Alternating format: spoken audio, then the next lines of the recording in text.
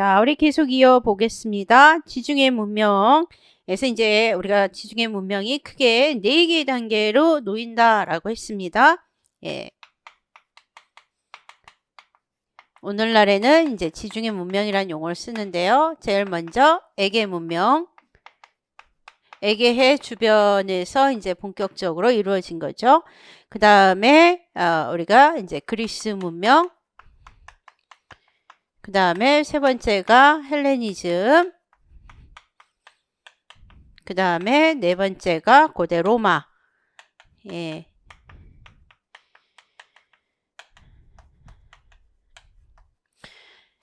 우리가 그래서 본격적인 좀 더 폴리스가 탄생하는 게 요 시기죠. 예. 그래서 폴리스. 그래서 우리가 알고 있는 스파르타와 또 뭐 아테네 이런 쪽이 이제 여기에 해당이 되겠고요. 그 다음에 이제 에게 문명이 바로 이제 우리가 크게 크레타 문명.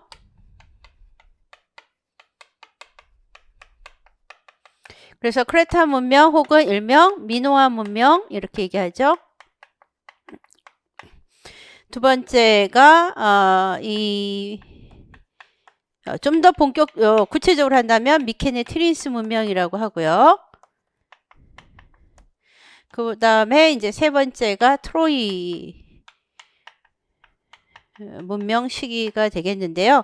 우리가 일반적으로 서양사 개론에서는 그냥 미케네와 트로이를 합쳐서 이게 뭐로 했냐면 이제 미케네의 통칭 미케네 문명으로 이야기를 했습니다. 시대적으로 누가 더 우선이다 이런 건 없어요. 일단은 크레타가 먼저이고요. 그 뒤를 이어서 이제 미케네와 트로이인데 이 둘은 시대적으로는 누가 먼저인지는 사실 구분은 없다. 예, 이렇게 얘기하고 있습니다. 자, 그랬을 때 이 크레타 문명은 좀 더 여성적 이고요. 이 미케네 문명은 좀 더 남성적이고 좀 더 상무적 성격을 띠고 있습니다. 좀 더 전투적이다라는 거죠. 예. 그랬을 때 이 크레타 문명에 대해서 우리가 이제 공부해 보겠습니다. 20페이지 크레타 문명부터 에게 문명 간단하게. 자, 20페이지 교재. 이 지중해 문명이 이제 본격적으로 발달하기 이전 청동기 시기에 이 문명이 이제 출현을 하게 되는데요. 이것을 이제 에게 문명이다. 이렇게 얘기합니다. 에게 문명은 동방의 영향을 받았습니다. 그래서 여기서부터는 동방의 영향을 받았고요. 요게 이제 동방과 어떻게 보면 서양적인 것이 좀 더 섞이는 곳이죠. 그리고 이거를 전달해서 좀 더 서양적인 문명이 본격적으로 등장하는 것, 요 그리스 문명 시기부터다. 이렇게 볼 수 있겠습니다. 에게 문명은 동방의 영향을 받아서 아무래도 전제군주제적인 측면이 발달을 했습니다. 그렇지만 전제군주제란 측면이 발달했음에도 불구하고 그렇게 이 완전한 동양처럼 강력하지는 않았던 것으로 보입니다. 그리고 이 오리엔트 문화를 지중해 세계에 전달을 했고요. 그러면서 크레타, 미케네, 트로이로 이렇게 나뉜다고 합니다.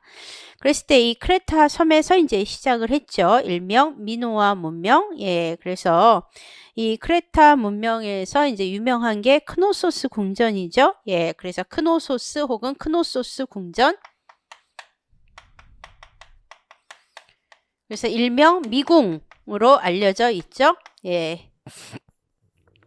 테세우스가 이곳에 미노타우로스를 죽이고 그 적국의 공주가 전해준 그 실타래에 풀어가지고 되찾아 나왔다라는 그 길이죠.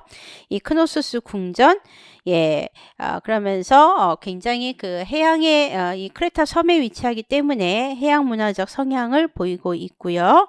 선상 비문자를 사용했습니다. 그래서 이게 시험에 나왔었죠. 최근에 이 그리스나 요 시기에 관련해서는 너무 범위는 작은데 항상 서양 고대사 문제가 한 문제씩은 해마다 꼭 나온단 말이죠. 예. 한 문제 혹은 두 문제인데 보통 한 문제가 꼭 나오거든요. 근데 나올 게 너무 많이 이미 나와버린 거야. 제가 작년에도 이야기했죠. 솔론? 예, 안 나올 거다. 더 이상 너무 많이 나왔다. 페리클레스 뭐 등등등등. 그래서 뭐가 나올지 사실 애매했는데 너무 예, 쉬운 것들이 나왔잖아요. 예, 페르시아 전쟁, 다리우스 대왕 뭐 이 얘기가 다리우스가 나왔는데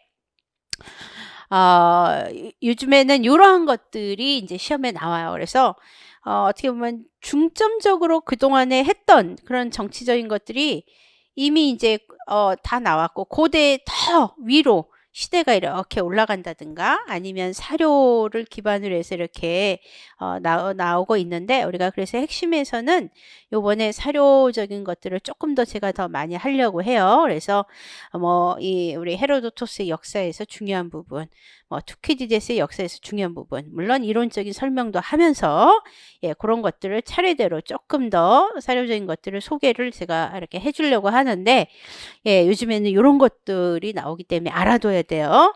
그랬을 때 이 선상 비문자를 사용해요. 선상 비문자 시험에 나왔잖아요.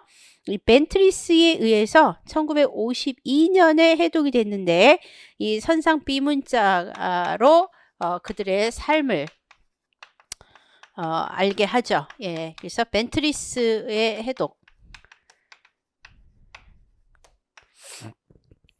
근데 뭐 아주 역사적으로 중요한 내용은 뭐 별로 없었다 이렇게 얘기는 하고 있지만 어쨌든 이걸 해독을 했고요.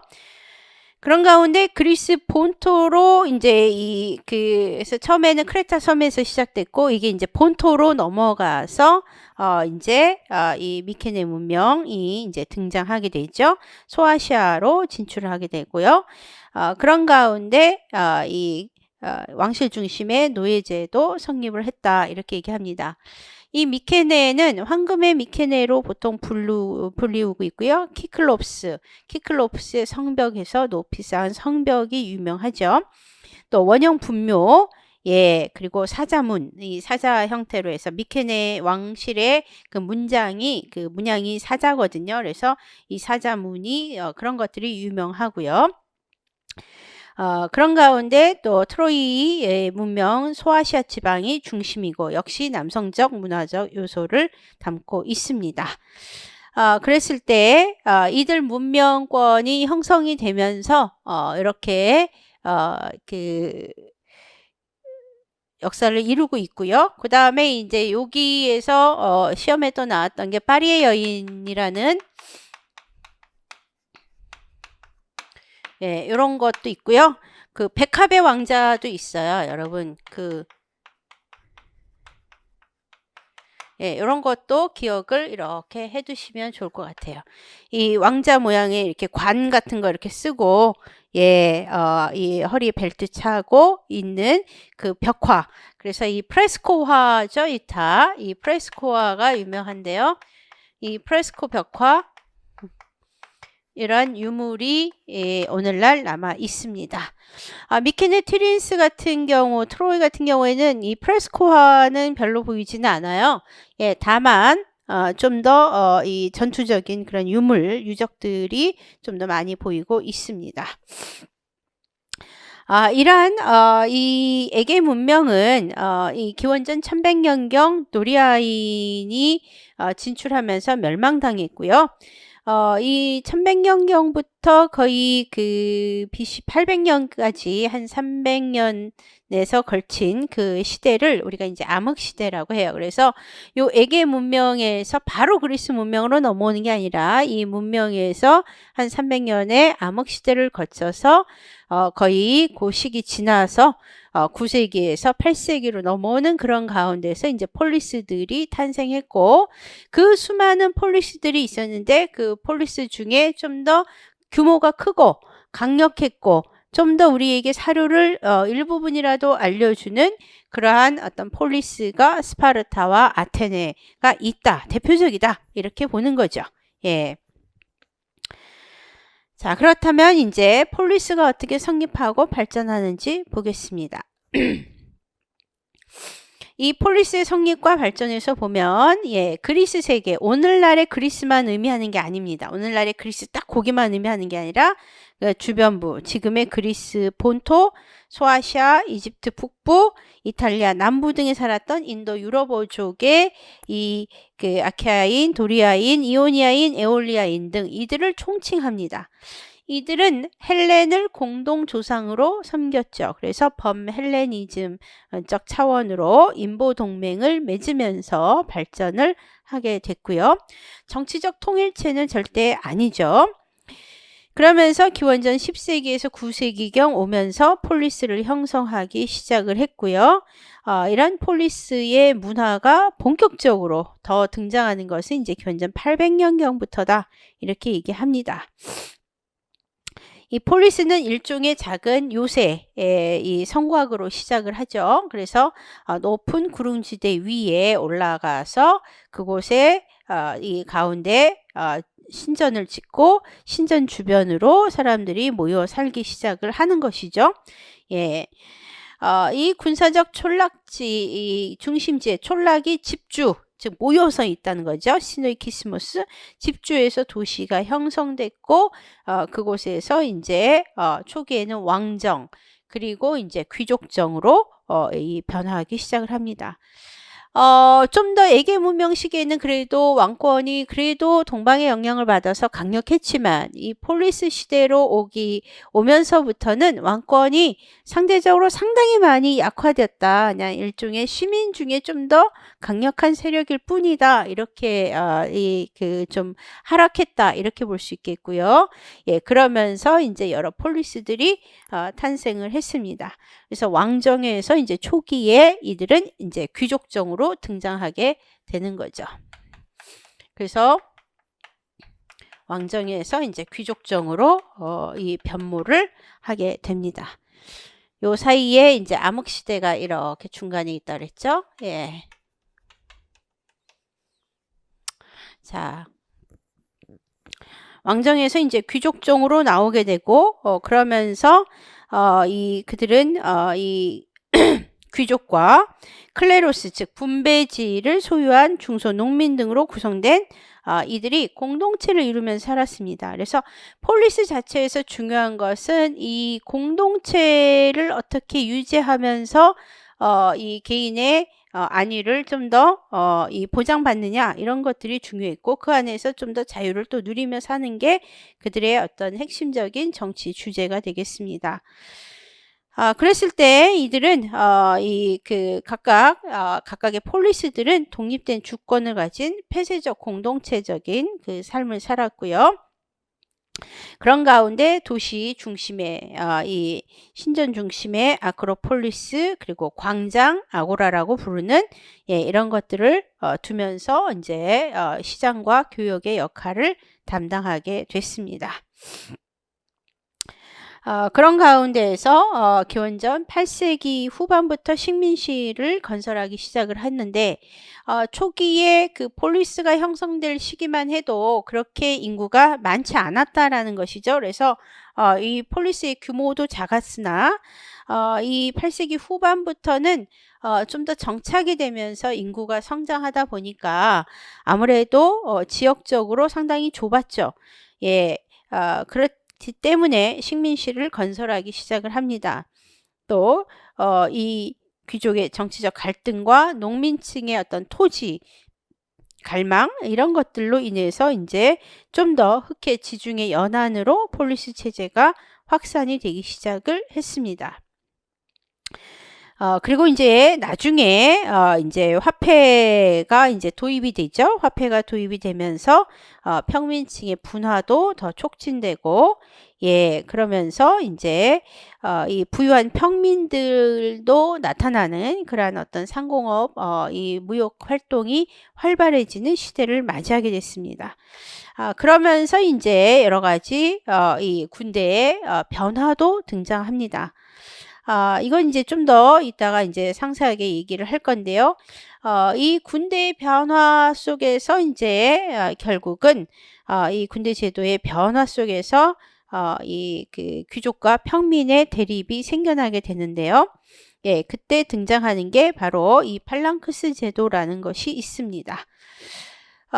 이 초기 체제에서 이제 이러한 그리스 문명의 대표가 이제 스파르타와 아테네인데요. 당시에는 우리가 어느 정도 규모를 알 수 있는 예, 이 그 폴리스가 200개 정도였다. 이렇게 얘기하고 있고 좀 더 널리 퍼져서 이렇게 그 폴리스를 세워보면 1000개에 가까웠다고 얘기하고 있죠. 자, 그랬을 때 이런 폴리스 중에 이제 유명한 폴리스가 스파르타와 아테네다 라는 정도만 이해하시면 되겠습니다. 자, 그러면 먼저 스파르타 부분이 좀 더 짧으니까 스파르타를 먼저 설명하고 아테네를 차례대로 이야기해 보려고 합니다. 일단은 우리가 군사제도적인 측면을 좀 이해할 필요가 있어요. 자, 아까 이제 팔랑크스 이야기를 해야 되는데, 예, 그건 뭐냐면, 이렇게 초기에 폴리스를 형성하면서 스파르타와 아테네나 이런 폴리스들이 나타나게 되는데, 이들의 이제 기본적으로 왕정에서 귀족정으로 바로 넘어간단 말이죠. 스파르타는 조금 예외적인 부분이라고 볼 수 있고요. 일반적으로 서양은 이제 왕정이 짧고 바로 이제 귀족 중심으로 넘어가요. 그 이유는 이들이 기마 부대를 형성하죠. 과거에는 기병 중심의 사회 체제였습니다. 기병 중심이었기 때문에 군대의 규모도 크지 않았고요. 무엇보다도 또 자비 부담이죠. 무기를. 예, 이 무기를 사들고 나가야 되는데 말도 사갖고 가야 되겠고 그와 함께 전투 장비를 사야 되겠고 그랬을 때 이 자비를 부담할 수 있는 여유가 있는 존재들이 그렇게 많지 않았죠. 그래서 귀족이 전투를 담당하고 이 전투에서 승리해서 결국은 그들에게 많은 권력이 돌아가게 됩니다. 그게 그래서 이제 시작되는 것이 이제 귀족정이죠. 그러나 이것이 이제 서서히 이제 7세기 8세기에서 7세기경이 되면은 이게 이제 거의 7세기로 올 시점이 되면 기원전 이때 귀족정에서 서서히 이 기병 중심이 일단 군대의 변화가 나타나게 되는데요. 이때 오게 되는 게 주로 보병 체제로 바뀌어요. 그래서 중장 보병 중심의 체제로 바뀌죠.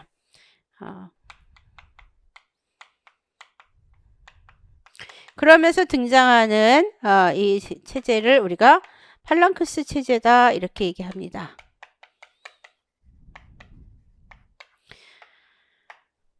요 시기에는 좀 더 이 식민시도 건설하고 동시에 또 식민시뿐만 아니라 교육 활동이 상당히 해외 교육 활동이 활발해집니다. 그러다 보니까 돈 있는 좀 더 평민들 돈을 가진 좀 더 재산을 모은 평민들이 이 상공업 활동을 통해서 좀 더 성장을 하기 시작을 해요. 과거에는 전쟁에 나가고 싶어도 전투에 나가고 싶어도 여력이 없었기 때문에 못했죠. 그러나 이때부터는 좀 더 이러한 체제로 바뀌면서 중장보병 밀집 대형으로 그래서 좀 더 이 군대 인원수도 많아야 되겠고 구성원 수도 많아야 되겠고 또 무엇보다도 이 무기를 이들이 평민들이 무기를 감당할 수 있죠. 그래서 평민들이 좀 더 부유해지고 이 부담을 하게 되는 거예요. 그래서 이 평민들도 좀 더 나가서 싸우게 되기 때문에 이 귀족정에서 뭐로 나올 수 있느냐? 변화가 민주정으로 올 수 있는 어떻게 보면은 좀 더 평민에게 권력이 확대되는 방향으로 서서히 오게 되는 거죠. 이런 어떻게 보면 전형적인 과정을 좀 더 겪은 것이 바로 이제 아테네다 이렇게 볼 수 있겠습니다.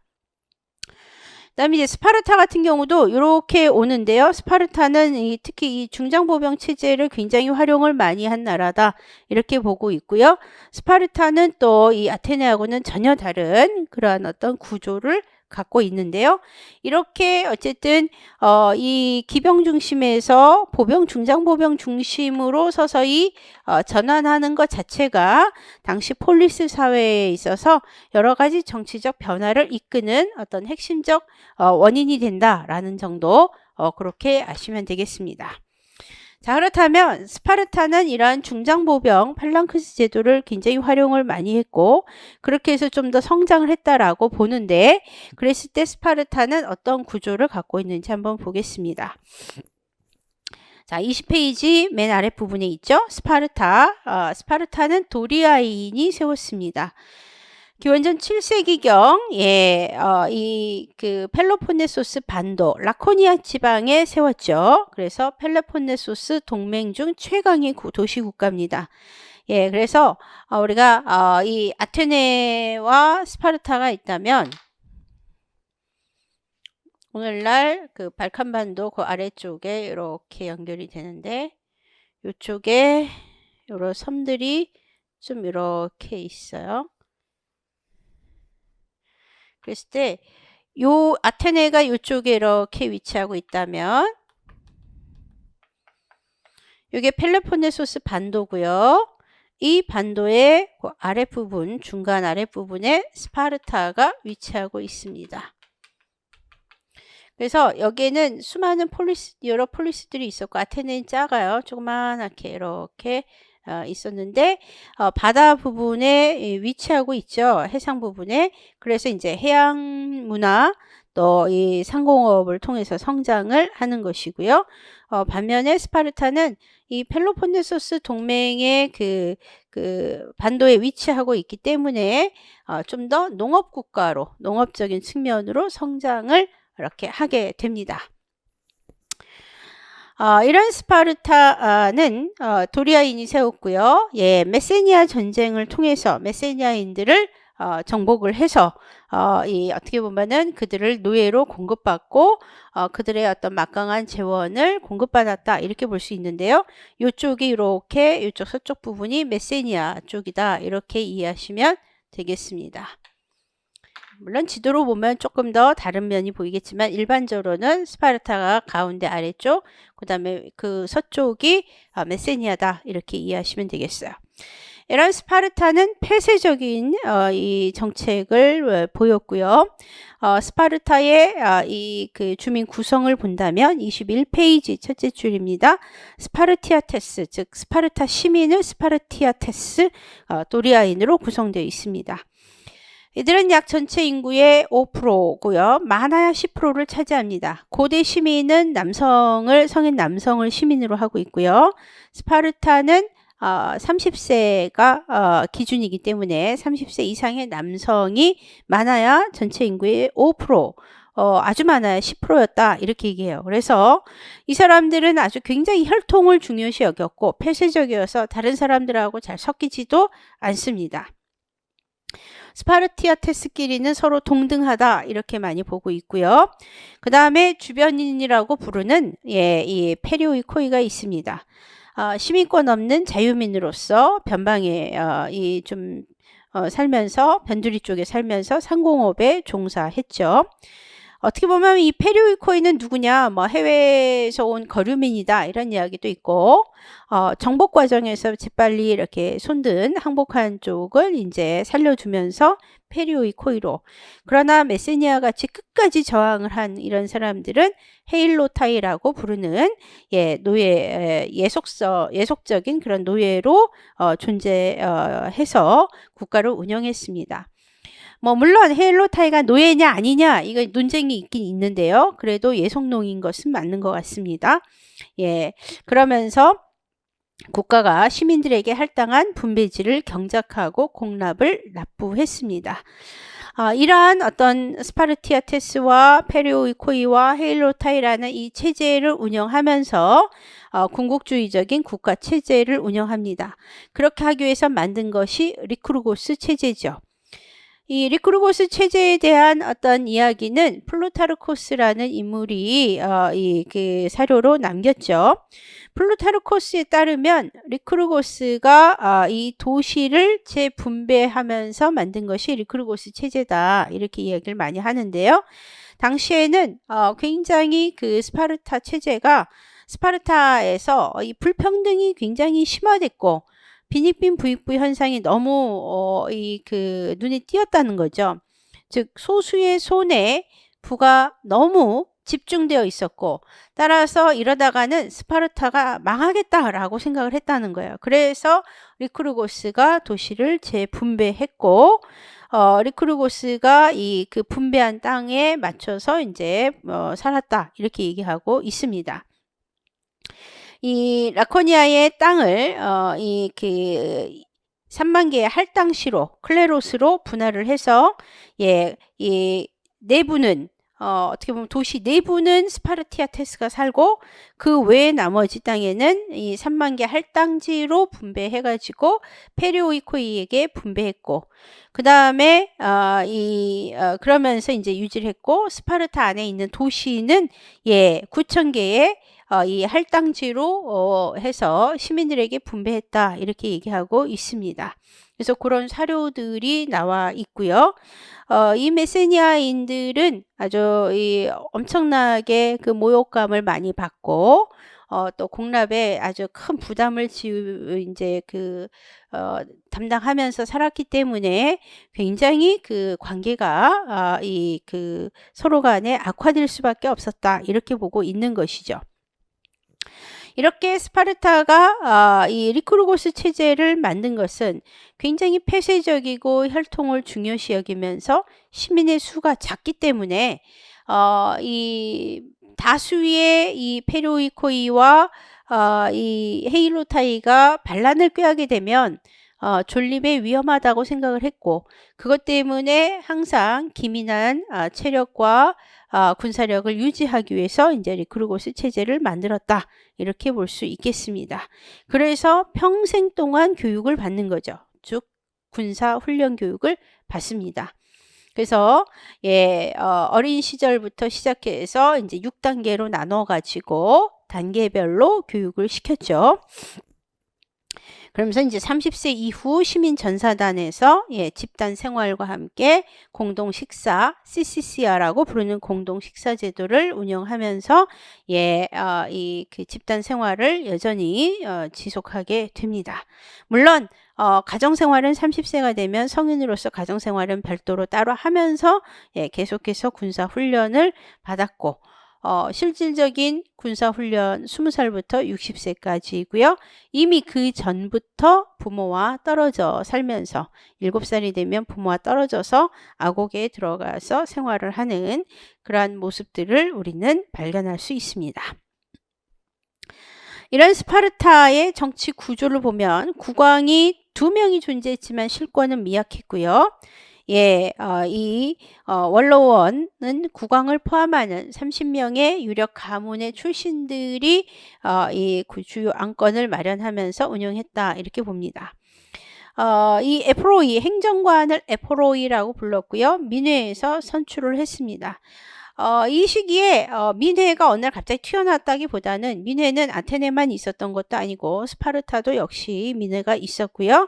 이 민회에서는 30세 이상의 성년 남자를 중심으로 해서 여러 의결권을 갖게 됐습니다. 그래서 왕정하고 귀족정의 어떤 혼합적인 모습을 보이고, 실질적으로는 이제 에포로이가 이끄는 그런 어떤 사회 체제를 구축했다, 이렇게 보는 것이죠. 이런 스파르타는 농업 중심이고 육군 위주의 팔랑크스 체제를 활용해서 이 세력을 키워 나가고요.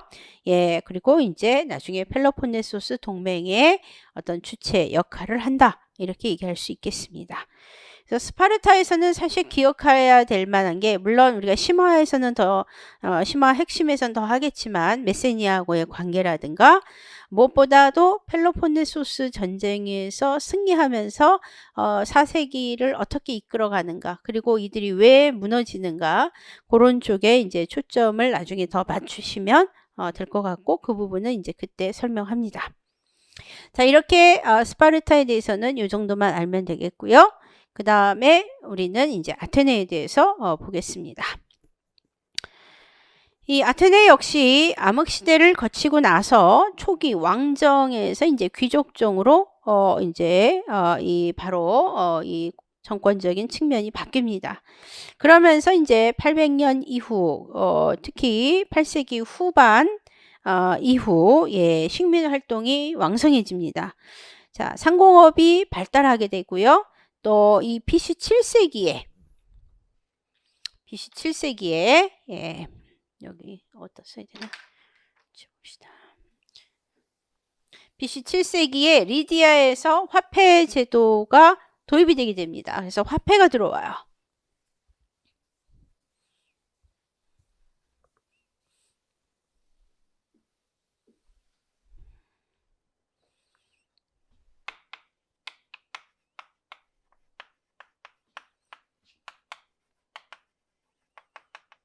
그래서 화폐가 유입이 되기 시작을 했어요. 이 리디아에서 이제 화폐가 전해져 갖고 화폐가 들어오게 되는데, 당시에 이 아테네에는 라우리옹이라는 은광을 소유했습니다.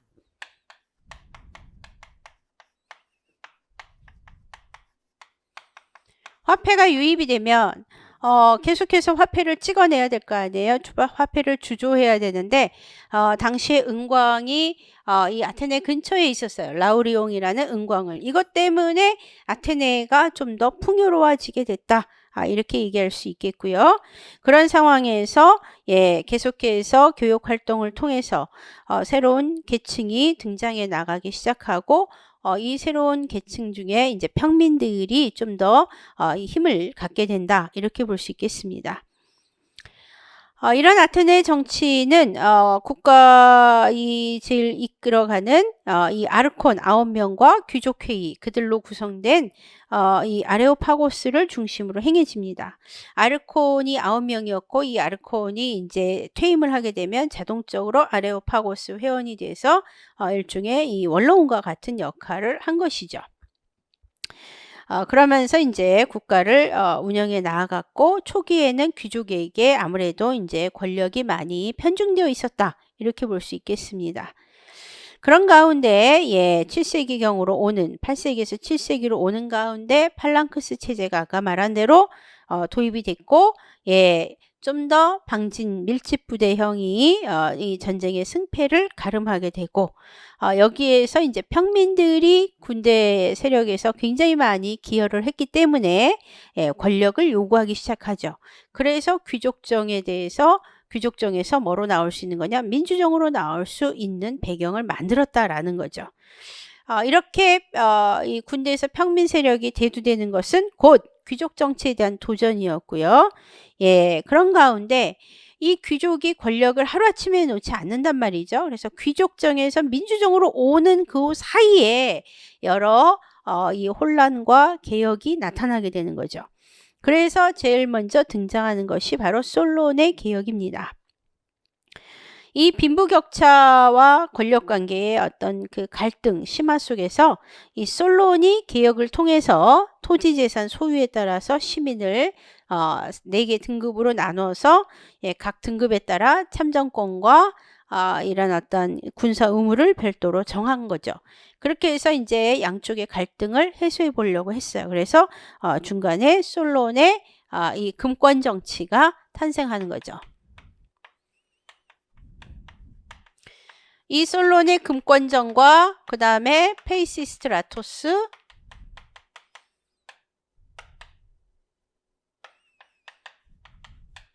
라토스의 참주정, 그리고 민주정의 과정이 이제 클레이스테네스 민주정 개혁이 등장하고, 그리고 나중에 이제 페리클레스 시대에 완성한다. 이렇게 볼 수 있겠죠. 그래서 과거에는 맨 처음에 왕정, 바로 귀족정. 그래서 요 사이에 이렇게 오게 되는 이 배경에 등장하는 게 그게 팔랑크스가 크게 기여했다. 예, 우리가 그렇게 이해하시면 되겠습니다. 중장보병 호플리트. 그래서 우리가 복수형으로 호플리테스. 예, 여기서 이제 등장하는 게 호플리테스죠. 예. 이렇게 이해하시면 되겠습니다. 자, 그 다음에 이 솔론의 개혁 얘기라든가 이 클레이스테네스의 개혁 얘기 이런 것들의 상세한 거는 요 뒤편에 바로 있으니까 그때 시작을 할 거고요. 우리 이제 개설적인 측면을 먼저 이야기하겠습니다. 이런 솔론의 개혁은 양쪽을 별로 이렇게 충족시켜 주지 못했죠.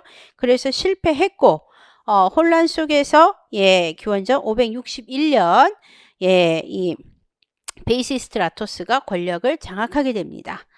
이 페이시스트라토스라는 인물은 메가라하고의 그 전투를 통해서 살라미스를 획득하는데 이 아테네가 메가라하고 싸워서 살라미스를 획득한 이것이 첫 번째 해외 그 전쟁이거든요. 예, 대외 전쟁인데 여기서 승리하도록 이끈 것이 바로 이 그 페이시스트라토스였어요.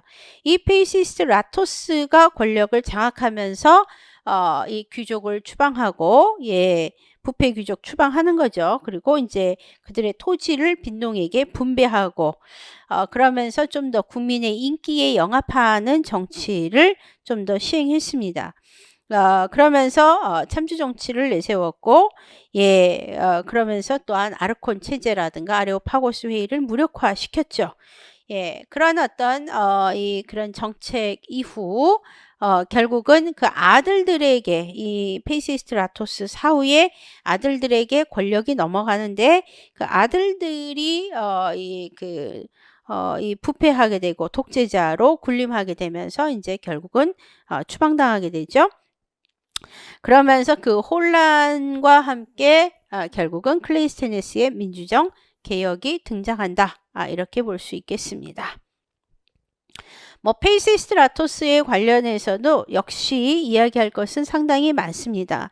이 페이시스트라토스 때 국민의 인기에 영합하기 때문에 이 그 디오니소스 디오니소스 제전을 그 펼친다든가 또 이 그 올림픽 이 올림픽 대제전을 4년마다 연다든가 그 다음에 이제 또 그런 것들이 또 여러 신전을 또 짓는다든가 이런 일들이 이루어졌죠. 그래서 이 페이시스트라토스의 참주정은 이 그 귀족정에서 민주정으로 가는 하나의 과도기로 우리가 이렇게 이해를 하고 있고요. 그 뒤를 이은 것이 이제 아테네의 민주정이다. 이렇게 봅니다. 이 클레이스테네스가 집권하면서 기존의 사부족 혈연 체제에 기반을 뒀던 것을 십부족 이 그 행정부족 체제로 바꿔버린 거죠.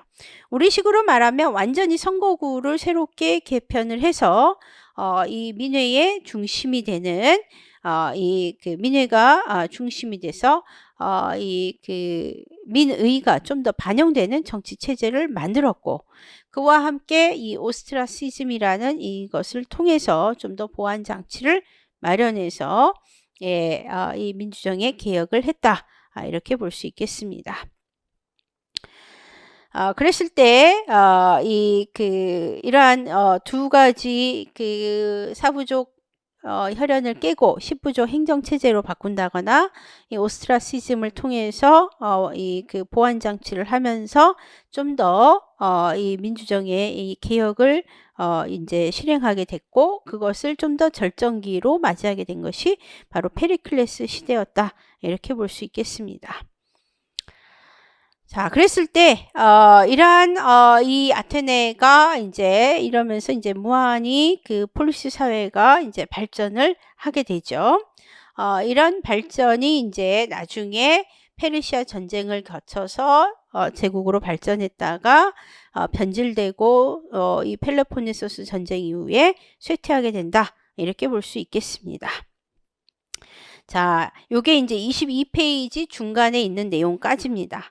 자, 그렇다면 심화 이론적인 측면을 먼저 설명하고 폴리스가 어떻게 쇠퇴하는가, 발전과 쇠퇴에서 페르시아 전쟁과 펠로폰네소스 전쟁 이야기를 해보도록 하겠습니다.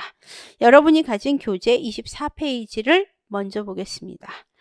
사실 저희가 요번에 이응주 선생님과 함께 저희가 요게 몇 년 전에 낸 거여서 요번에 조금 바꾸려고 보완을 하고 오타도 교정하고 또 한편으로는 내용도 좀 더 구체화시키고 조금 이렇게 순서도 바꾸고 하려고 했어요. 왜냐면 이제 미흡한 부분이 좀 많았기 때문에. 근데 요번에 책이 빨리 안 나온다고 그래서 요번엔 내지 못했고요. 그래서 올 가을쯤에 다시 요거를 이제 올 여름 정도에 빨리 해가지고 나오게 심화와 이 내용들을 한 번에 다 묶어서 공부할 수 있도록 개론적인 거하고 심화를 확실하게 다시 재구성을 하려고 하거든요. 근데 요번에 못 나와서 이렇게 이 순서를 조금 제가 바꿔서 이제 수업을 진행하기 때문에 여러분들이 조금 그런 부분 양해하시면 좋겠습니다. 자, 이렇게 솔론의 개혁으로 오는 그런 상황과 페이시스트라토스의 참주정과 이 클레이스테네스의 이 민주정 개혁적인 측면을 결국 페리클레스 시대에 완성하게 되는데요. 그렇다면 여기에 이제 논란 속에 있는 것이 이 솔론의 금권정은 어떤 내용을 담고 있는지, 그 다음에 클레이스테네스가 개혁한 것은 어떤 차이가 있는지, 그리고 페리클레스는 또 어떤 식으로 완성했는지를 우리가 좀 더 구체적으로 알아야 돼요. 사실 이 부분은 시험에 많이 나왔어요. 그래서 제가 볼 때도 앞으로 이 부분이 시험에 나올 거라고 거의 생각하진 않습니다. 그렇지만 우리가 시험에 나올지 안 나올지는 그거는 아무도 모르는 부분이기 때문에 기초적인 것은 우리가 반드시 공부해야 되기 때문에 우리가 내용을 알아야 되겠죠. 자, 이 24페이지 솔론의 개혁 기원전 594년에 이루어지는데요. 아르콘으로 등극하면서 제위하면서 이제 시작을 했습니다. 이 사람의 개혁은 두 가지 방향으로 나뉩니다. 경제와 정치로 나뉘는데요. 경제적인 방향은 기본적으로 우리가 세이삭테이아로 이야기합니다. 세이삭테이아.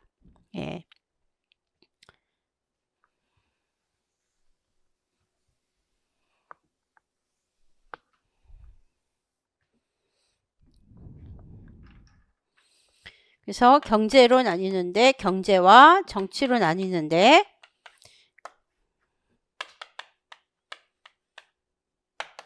이걸 이제 세이삭테이아 이렇게 부릅니다.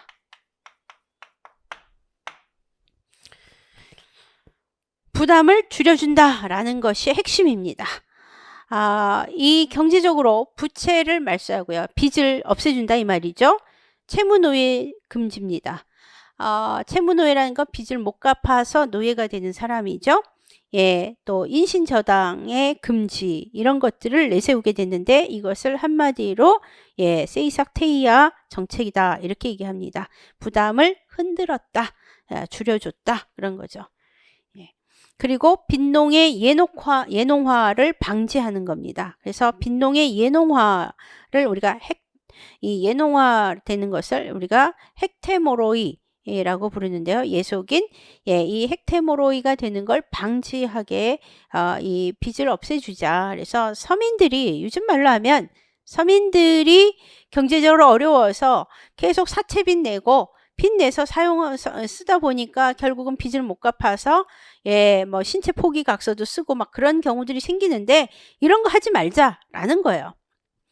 이 채무노예가 많아지면 많아질수록 국가에 세금을 내는 자영농이나 이런 사람들이 줄어들고 그만큼 경제가 어려워진다라는 걸 의미하겠죠. 따라서 이걸 방지하고자 함입니다. 그리고 상공업을 장려하고 곡물 수출을 금지하고 올리브 재배를 권장해서 좀 더 수입원을 늘리자라는 것이고요. 그 다음에 귀족들의 개인적 토지 보유 면적을 제한하고 화폐 제도를 개혁하는 내용을 담고 있습니다. 과거부터 문제가 되는 건 이 토지를 누가 더 많이 갖느냐가 문제죠. 왜냐하면 우리가 말 그대로 자본주의 사회가 나오기 이전까지는 이 토지에서 생산해서 그걸 가지고 먹고 살기 때문에 토지를 누가 확보하느냐가 중요한데, 자영농이 토지를 확보해야 되는데 귀족이 토지를 많이 확보하게 되면 그만큼 빈농, 채무노예가 발생할 수밖에 없다고 본 거죠. 그래서 이것을 개혁하게 외친 거죠. 그다음에 이제 정치적으로는 참정권이 문제가 됐습니다. 예, 당시에 민회가 있었고 분명히 민회의 그 참정권을 이제 거기에서 이제 통해서 민의를 이 그 발의를 해야 되는데, 알려줘야 되는데 그런 것들이 굉장히 많이 차단된다라는 것이죠. 토지 수확량을 기준으로 해서 전 시민을 그래서 4등급으로 구분하는 거죠. 왜냐하면 이 무산자들, 재산이 없는 사람들이 참정권도 실현을 못하고 불만이 많이 쌓아가는 걸 방지하는 것이죠.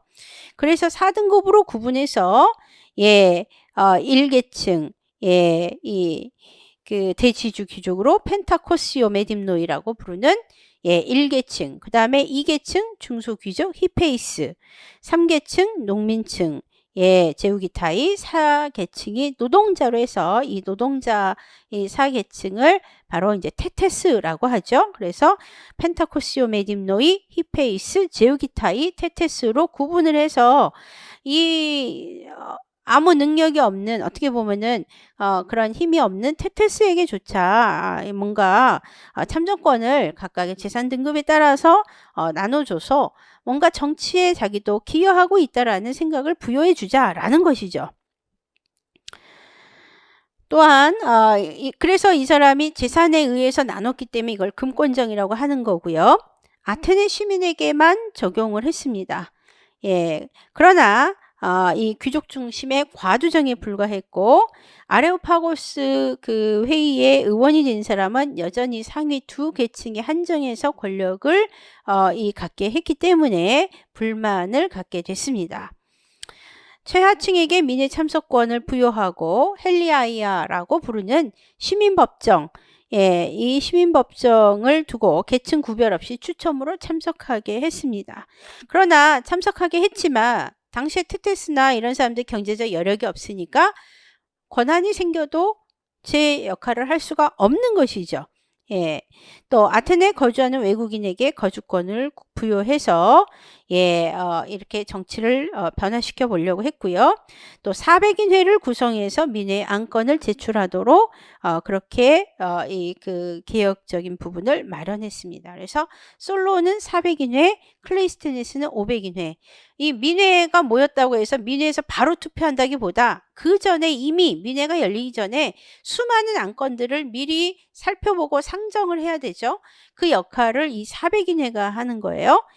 그랬을 때 이런 것들을 강조해서 이 나름대로 이 그 평민에게도 좀 더 정치에 참여한다라는 생각을 갖게 해서 사회와 또 이런 부채 노예를 말소해서 경제를 안정시키고자 하는 그런 개혁을 추구했는데, 이게 솔론의 개혁입니다. 그러나 이 개혁은 소극적이었고 동시에 귀족이 볼 때도 만족스럽지 못했고 또 평민이 볼 때도 만족스럽지 못했고, 그래서 양측의 결국은 지지를 받지 못함으로써 이 개혁은 실패로 끝을 맺게 됐다, 이렇게 볼 수 있겠습니다. 그런 혼란 속에서 말 그대로 페이시스트라토스가 과도기적인 정치를 참주정을 실시했고, 그 혼란을 마치고 나서 클레이스테네스가 마무리하면서 개혁을 하게 된다, 우리가 그렇게 이해할 수 있겠습니다. 자, 그래서 그런 내용들을 다시 한번 우리가 조금 쉬고 정리 간단하게 한 다음에 클레이스테네스의 개혁부터 다시 설명을 하도록 하겠습니다.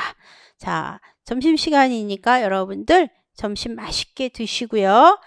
우리 조금 쉬고 우리 나머지 부분들 살펴보도록 하겠습니다. 자, 쉬겠습니다.